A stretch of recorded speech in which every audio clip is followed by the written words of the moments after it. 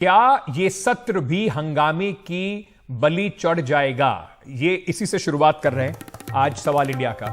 और हमारे साथ राकेश कपूर साहब जुड़ रहे हैं, वरिष्ठ पत्रकार हैं। कैलाश सोनी भारतीय जनता पार्टी के सांसद हैं, वो बस कुछ वक्त में हमारे साथ जुड़ने वाले हैं। सुरेंद्र राजपूत साहब जुड़ रहे हैं, प्रवक्ता है कांग्रेस के। आप सभी का बहुत बहुत शुक्रिया, स्वागत।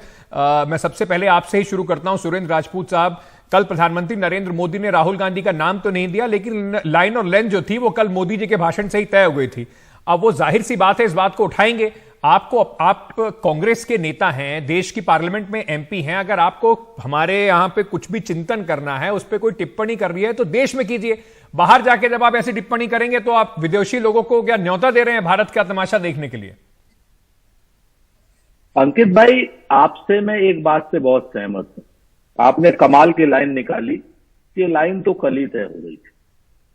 राहुल जी ने भाषण 7 दिन पहले दिया था, लाइन कल तय हुई, संसद आज चलनी थी।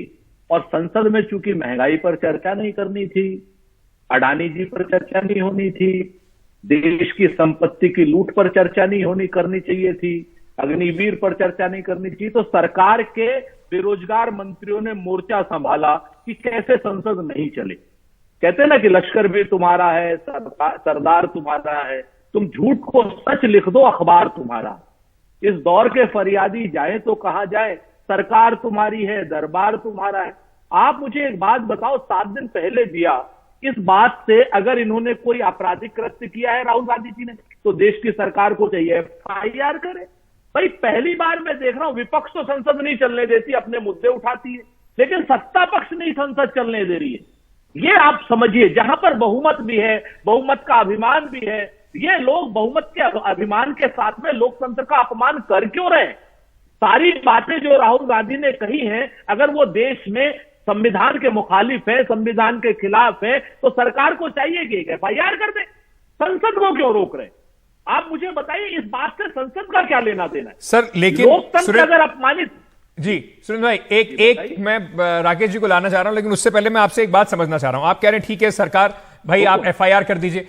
FIR क्यों कर दीजिए सर? ये क्या किसी भी नेता के लिए, जैसे कांग्रेस, जैसे आरोप लगता है और बीजेपी से सवाल उठता है कि बार बार आप कुछ भी कर देते हैं, लोगों को अरेस्ट कर लेते हैं, फिर कहते हैं कोर्ट में अगर आपको छूट जाएंगे तो छूट जाइएगा, आपने प्रक्रिया को ही सजा बना दिया है। वैसे क्या नेताओं को या राहुल गांधी को या किसी भी नेता को, देश की किसी भी पार्टी का हो, संयम नहीं बरतना चाहिए? वो देश के बारे में क्या टिप्पणी कर रहे हैं, किसके सामने बैठ के कर रहे हैं, और बाद में आप कहीं कुछ गलत करा है तो FIR कर दीजिए। मैं जिम्मेवारी से कहता हूं अंकित भाई, चूंकि आप बात सुन लेते हैं इसलिए मैं आपके सामने कह पा रहा हूं, बाकी एंकर बात सुनते नहीं। मैं जिम्मेवारी से कह रहा हूं कि राहुल गांधी जी ने एक शब्द भी देश की मर्यादा के खिलाफ नहीं किया, देश के लिए कोई ऐसी बात नहीं कही। राहुल गांधी के भाषण को तोड़ मरोड़ करके, चला करके भारतीय मीडिया का एक वर्ग और नरेंद्र मोदी के चाटुकार, ये सारे मिल करके कहीं ना कहीं देश को मुख्य मुद्दों से भटका रहे हैं। मेरी जिम्मेवारी से एक शब्द आप निकाल दीजिए, राहुल गांधी ने अपनी लंदन की मीटिंग में, लंदन के 7 दिनों में प्रवास में एक शब्द कोई कहा हो। ये निकाल करके चला रहे कि सर राहुल गांधी ने कहा विदेशियों को बुलाया जाए साहब। बिल्कुल नहीं, उन्होंने कहा हमारी इंटरनल पॉलिटिक्स है, इंटरनल प्रॉब्लम है, हम इंटरनली डील करेंगे। हाँ, आप लोग देख लो भाई अपना। नहीं, पर उन्होंने ये बात भी तो कही ना सुरेंद्र भाई, जो आप कह रहे हैं उस जो वो आप बिल्कुल ठीक कह रहे हैं, उन्होंने ये बात कही, पर उसी सेंटेंस में उन्होंने ये बात भी कही कि क्या जो उन्होंने नाम लिया इंग्लैंड का, उन्होंने US का नाम लिया, कि क्या वो भारत में डेमोक्रेसी के गिरते हुए स्तर को नहीं देख रहे हैं? ये बात भी तो उन्होंने कही ना। तो क्यों देखें, क्यों बात करें इंग्लैंड से, क्यों बात करें हम अमेरिका से? हमारे देश के अंदर कोई प्रॉब्लम नहीं। फिर से मैं आपको, जब उन्होंने ये कहा कि हमारी ये इंटरनल प्रॉब्लम है, हमारी ये सारी चीजें हैं, ये हम अपना इंटरनली डील करेंगे, तो बात खत्म हो गई। फिर उन्होंने फर्दर ये कहा, क्या आप लोग नहीं देख रहे हैं इस प्रॉब्लम को? सभी लोग देख रहे हैं, वैश्विक पटल पर है। आज की डेट में NDTV इंडिया लंदन में भी देखा जाता है, अमेरिका में भी देखा जाता है। हम जो बात कर रहे हैं वो सारी की सारी सब जगह पे हो रही है। ठीक है, उसमें उस पक्ष ने गलत क्या कहा? लोकसभा आप तो स्थगित करा रहे हो, बहुमत की आप अपमान क्यों कर रहे हो? लोग राकेश कपूर जी, जनता का अपमान क्यों कर रहे हो? आपने कई सारे इस तरह के संसद के जो कार्रवाई है, सेशंस हैं, वो देखे हैं। लगातार ऐसा क्यों है कि या तो विपक्ष या पक्ष भी, अब जिस तरीके से आज हुआ, ऐसा लगता नहीं है कि दोनों तरफ में से कोई भी सीरियस है कि संसद का कामकाज चले। पूरा संसद का एक के बाद एक सेशन धुलते जा रहे हैं, जनता इस उम्मीद में लगी रहती है, फिर बाद में सरकार आंकड़े गिना देती है कि बहुत प्रोडक्टिव सेशन रहा, बिना किसी डिस्कशन के, बिना किसी बहस के इतने बिल पास हो गए, इतने ऑर्डिनेंस पास हो गए। देखिए अंकित जी, हमारे जो संसद का इतिहास है इसमें दोनों ही तरह के आप उदाहरण दे सकते हैं कि जहां संसद में बहुत अच्छे अच्छे भाषण हुए, बहुत अच्छा काम हुआ, और जहां कुछ भी नहीं हुआ, पूरे के पूरे सेशन वॉश आउट हो गए 2G मसले पर और उससे पहले बोफोर्स के मसले पर। लेकिन यहाँ सवाल जो है ना, वो बेसिक सवाल जो फंस रहा है, मुझे लगता है, ये मेरा अपना अनुमान है, हो सकता है गलत भी हो, कि बीजेपी और कांग्रेस दोनों ने पॉलिटिकल रिंग में हेड तो उछाल दिए हैं अपने, लेकिन किसी को ये नहीं पता कि इसका असर अल्टीमेटली क्या हो। देखिए, लोकतंत्र और राष्ट्रवाद दोनों अलग अलग चीजें हैं। ये भारत की परंपरा रही है। अब देखिए, परंपराएं तो बड़ी स्वस्थ हैं। जब भी कोई खास तौर से लोकतांत्रिक देश का प्रमुख नेता या राष्ट्रपति या प्रधानमंत्री आता है, तो वो विपक्ष के नेता से भी मिलता है। और विपक्ष के नेता से उससे क्या बातचीत होती है? भारत के लोकतंत्र के बारे में ही बातचीत होती है। जी, मुझे याद है जब बिल क्लिंटन आए थे 2000 में, तो वो सोनिया गांधी से भी मिलने गए थे, सोनिया गांधी से भी उनकी बातचीत हुई थी। इसके अलावा, चूंकि ये मल्टी डायमेंशनल क्वेश्चन खड़ा कर दिया है, अब मुझे लगता है कि ये एक राजनीतिक विमर्श बनाने के लिए किया गया। ये किसके पक्ष में जाएगा जी, ये पता नहीं लग रहा है जी। 1960-61 में चक्रवर्ती राजगोपालाचारी गए थे जब प्रेसिडेंट कैनेडी थे, जी। उन्होंने वहां जाकर क्या कहा था उनसे? उसके भारत के लोकतंत्र के बारे में बातचीत होती जी। जब पंडित नेहरू की डेथ हुई तो डॉक्टर राम मनोहर लोहिया, जो बहुत बड़े समाजवादी नेता थे, वो अमेरिका में थे, और अमेरिका में वो वहां काले और गोरे का जो भेद है उसके खिलाफ आंदोलन चला रहे थे अमेरिका की सड़कों पर जी। तो लोकतंत्र और राष्ट्रवाद दो अलग अलग चीजें हैं। अब ये उछल तो गया है मामला जी, लेकिन ये नहीं पता लग रहा है कि ये, चूंकि दोनों पक्ष चाहते हैं कि वो हमारे पाले में आकर के। ठीक है सर, बने रहिए हमारे साथ कैलाश सोनी साहब, सांसद भारतीय जनता पार्टी के, जुड़ गए। बहुत बहुत शुक्रिया सर हमारे साथ बात करने के लिए। मैं सबसे पहले पूछना चाहता हूं, आपके आने से पहले सुरेंद्र राजपूत साहब पूछ रहे थे कि अब तक विपक्ष जो है वो संसद को चलने नहीं दे रहा, अपनी आवाज उठाने की कोशिश कर रहा है, उसकी आवाज नहीं सुनी जा रही, ये तो समझ में आ रहा था। आज भारतीय जनता पार्टी ने ही पूरा ऐसा हंगामा खड़ा कर दिया कि राहुल गांधी को लेकर कि संसद चल नहीं पाया। मतलब ये कल मोदी जी से जो उन्होंने भाषण दिया था उसके बाद क्या तय हो गया था कि आज एक के बाद एक ताबड़तोड़ हमला होगा राहुल गांधी पे? पार्लियामेंट में जितने भी मेंबर हैं, कोई के जरखरी गुलाम नहीं है। ये सारे अपने अपने जगह से अनुभव लेकर के और लोकतंत्र में लंबे समय से काम कर रहे हैं। जिस तरह की हरकत लंदन में हुई है, इसको लेकर के न केवल पार्लियामेंट मेंबर, पूरा देश आंदोलित है। और इस विषय पे अपन ने अपने ये लोकतंत्र के प्रति चिंता व्यक्त नहीं की पार्लियामेंट में, तो ये लोकतंत्र की अवमानना होगी, हमारी चेतना के ऊपर सवाल होगा जी। और इसलिए जो लोक धर्म का पालन है वो पार्लियामेंट में सत्तारूढ़ दल के सारे मेंबरों ने किया है। नहीं सर, मैं एक सवाल आपसे पूछ सकता हूं क्या? जैसे आपने कहा कि इस पे चिंता हुई, चिंता की बात है, ठीक है, आपने इस पे चिंता अपनी व्यक्त कर दी, पर अगर राहुल गांधी ने इतना ही कुछ आपत्तिजनक कहा है तो क्यों नहीं आप लोग प्रिविलेज, जैसे पहले उन्हें प्रिविलेज कमेटी से नोटिस भेजा था, भेज दीजिए प्रिविलेज में, सस्पेंड कराइए राहुल गांधी को, बाहर कीजिए उससे, उसके लेकर हंगामा करके संसद को ना चलाने का क्या मतलब है सर? पार्लियामेंट में इतना बाहर जाकर के इतने लंबे समय की पार्टी, 100-125 साल की पुरानी पार्टी, और उस तरह का नेता अपना जो अभी गली गली में घूम के यात्रा करके उसका पेट नहीं भरा, सारी बातें कह करके और वहां जाके कहता है कि मैं बोलने नहीं दिया जाता। हमारे हिंदुस्तान की सारी मर्यादाओं को, लोकतांत्रिक सारी परंपराओं को धूल धूसरित करने का काम किया है। और ऐसे लोगों ने किया है जिन्होंने जुडिशरी को छोड़ा। आपके माध्यम से हम पूछना चाहते हैं कि इमरजेंसी में जब श्रीमती गांधी का चुनाव रद्द हो गया तब 3 सुप्रीम कोर्ट के जजेज को सुपरसीड करके अपने हक में फैसला लेने वाले, कल तक महाभियोग सिब्बल साहब पेश करने वाले कोई इंस्टीट्यूशन ऐसा नहीं है लोकतंत्र का कि जिसे कांग्रेस ने छोड़ा हो। सर लेकिन उससे कांग्रेस ने जो गलत किया इसी वजह से कांग्रेस सत्ता से बाहर है, वो जस्टिफिकेशन थोड़ी हो जाएगा जो अगर आज उस पे होगा, कोई पैरेलल थोड़ी ड्रॉ हो जाएगा कि उन्होंने किया तो जो हम करेंगे तो ठीक रहेगा। सुरेंद्र राजपूत जवाब दीजिए, सीधा सीधा आप पे उठा रहे हैं सवाल कि राहुल गांधी पूरे हिंदुस्तान में उन्होंने पूरी ये जो यात्रा निकाली अपनी कश्मीर से कन्याकुमारी तक, वो लगातार बात करी, लोगों से उन्होंने बात करी, उनकी प्रेस कॉन्फ्रेंस दिखाई गई, सब कुछ तरह, तो कहां उनको रोका जा रहा है बोलने से, जो वो कह रहे हैं बार बार कि मुझे बोलने नहीं दिया जाता? इनकी पार्लियामेंट में उपस्थिति कितनी है? एक कहते हैं ना कि दोनों ही पक्ष आए हैं तैयारियों के साथ, हम गर्दनों के साथ हैं, वो आरियों के साथ। ये लुटेरे ही नहीं है, ये मूल रूप से जुल्मी भी है। ऐसी ऐसी बातें करते हैं, आज कह रहे हैं लोकतंत्र के प्रहरी हो गए इसलिए आज हमने संसद का काम नहीं चलने दिया। आप मेरी बात को समझो, मैं आपसे बड़ी सिंपल सी, कैलाश सोनी जी बड़े सीनियर सांसद, इनको इमरजेंसी की याद आ गई। क्यों याद आ गई?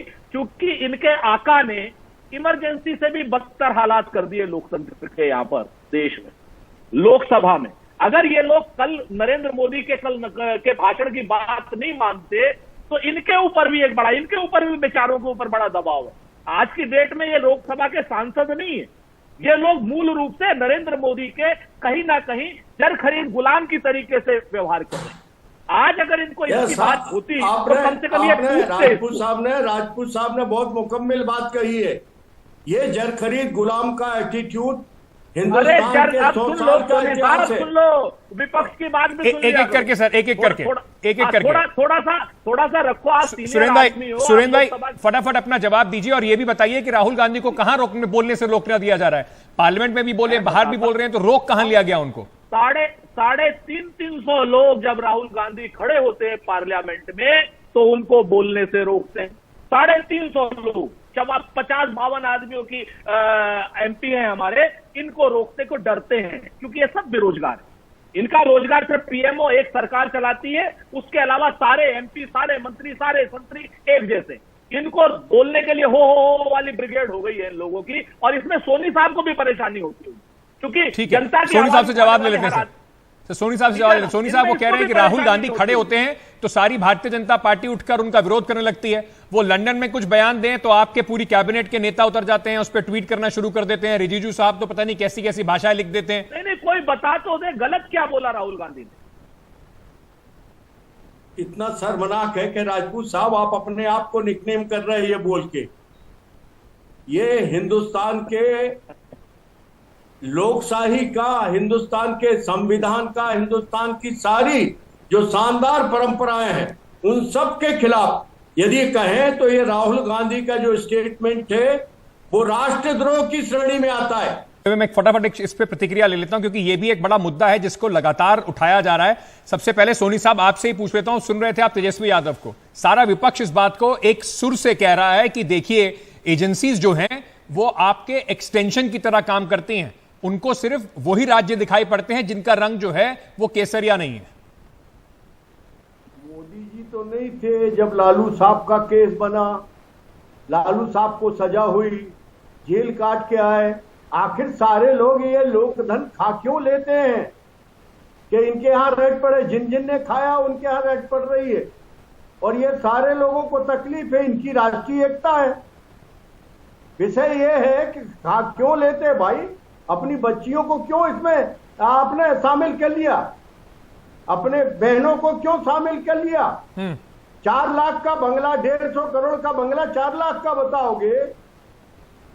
अभी हमने सजा नहीं कराई है, कांग्रेस के जमाने के मुकदमे लालू साहब के ऊपर जी। तो ऐसे मुकदमे कांग्रेस के जमाने के कुछ और भी नेता हैं जिनका मैं नाम आपको याद दिला दूं, हेमंत बिस्वा शर्मा है उसमें, उनके ऊपर भी कुछ मुकदमे थे। ऐसे और भारतीय जनता पार्टी में अब शामिल हुए मुकुल रॉय हैं, जो शिवेंदु अधिकारी हैं, उनके ऊपर जो मुकदमे हैं उनमें ऐसी तेज गति नहीं दिखाई पड़ती सर। त्यागी साहब ये कोई नहीं छोड़े जाएंगे।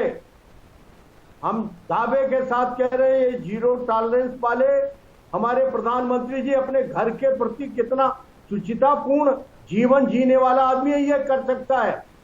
सुरेंद्र और राजपूत इसके जी लिए छोड़ा आप कोई नहीं मत जाएगा। चाहिए, अभी इसके वो लिए कह रहे हैं कि ताकत छोड़े चाहिए। हिमंत बिस्वा शर्मा भी नहीं जाएंगे, हो सकता है वो कुछ समय के लिए मुख्यमंत्री हो, लेकिन आश्वासन दे रहे हैं कि ऐसा मत सोचिए कि उनको छोड़ दिया जाएगा, सबके ऊपर कार्रवाई होगी।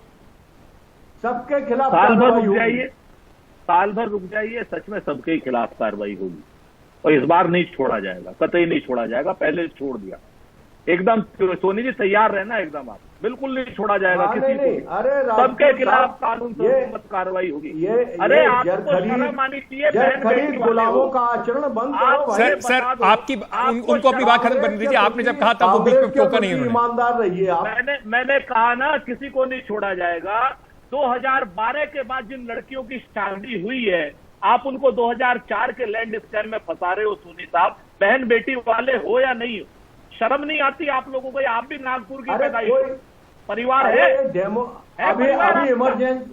अरे राजपूत साहब, अरे इमरजेंसी की बात को छोड़ो, इमरजेंसी नहीं वो है सांसद आपके लिए। कुछ परिवार ठीक है परिवार सर, की इज्जत रखते सर हैं। मेरे पास क्योंकि समय बिल्कुल खत्म हो गया है, मैं अंत में राकेश कपूर जी वरिष्ठ पत्रकार हैं और काफी देर से शांति से बैठे हुए आप लोगों की बात सुन रहे हैं। कपूर साहब, मैं अंतिम शब्द इसमें आपको देना चाहता हूं। क्या 2024 की जो लड़ाई है जिसके बारे में हम बात कर रहे हैं, वो एक तरफ नरेंद्र मोदी जी कहते हैं कि सारे भ्रष्टाचारी एक तरफ और एक तरफ मैं खड़ा हूं, और दूसरी जो है वो किस तरीके से विपक्ष को टारगेट किया जा रहा है, महंगाई है, नौकरी है, किन मुद्दों पर वो लड़ाई जो 2024 की आप आगे बढ़ते देख रहे हैं? देखिए अंकित जी, जो अभी आपने नाम गिनाए ना कि भाजपा के अंदर कौन कौन है जो कांग्रेस से आए, उन पर भी भ्रष्टाचार के आरोप। तो मुझे लगता है कि भ्रष्टाचार के मुद्दे पर एक विश्वसनीयता का संकट है। जो विपक्ष के लोग हैं उन पर भी भ्रष्टाचार के आरोप लगते रहे हैं और उनकी कमीज भी साफ नहीं है, उस पर भी छींटे हैं, और भाजपा में जो लोग हैं उन पर भी छींटे हैं। तो मुझे नहीं लगता कि ये बयानिया जो है 2024 तक जो है वो ये कारगर हो सकेगा जी, क्योंकि भ्रष्टाचार के मुद्दा आज तक जो भी बना वो बाद में उसमें जीरो निकला, चाहे वो बोफोर्स हो, चाहे वो 2G हो, कोयला घोटाला हो या कॉमनवेल्थ गेम्स घोटाला हो, उसमें कुछ निकला नहीं। तो ये केवल एक राजनीतिक विमर्श बनाने की बात होती है जी, लेकिन विश्वसनीयता का संकट जो है वो ये दोनों बड़ी बात पार्टियों में है। विश्वसनीयता का संकट है। आप कह सकते हैं, सोनी साहब कह सकते हैं कि प्रधानमंत्री किसी को छोड़ेंगे नहीं, राजपूत साहब कह सकते हैं कि हमारे ऊपर हमला हो रहा है, लेकिन दोनों तरफ से अगर कोई भी इस तरह की बात करता है कि हम तो बिल्कुल ठीक हैं और जो सामने वाले के अंदर ही सारी खामी है, करप्शन के मुद्दे पर कम से कम जो कपूर साहब ने कहा, विश्वसनीयता जो है वो ना तो सरकार की तरफ से दिखाई पड़ रही है और विपक्ष की तरफ से भी जिस तरीके के आरोप लगते रहे हैं वो भी सामने आना बहुत मुश्किल है। बहुत बहुत शुक्रिया।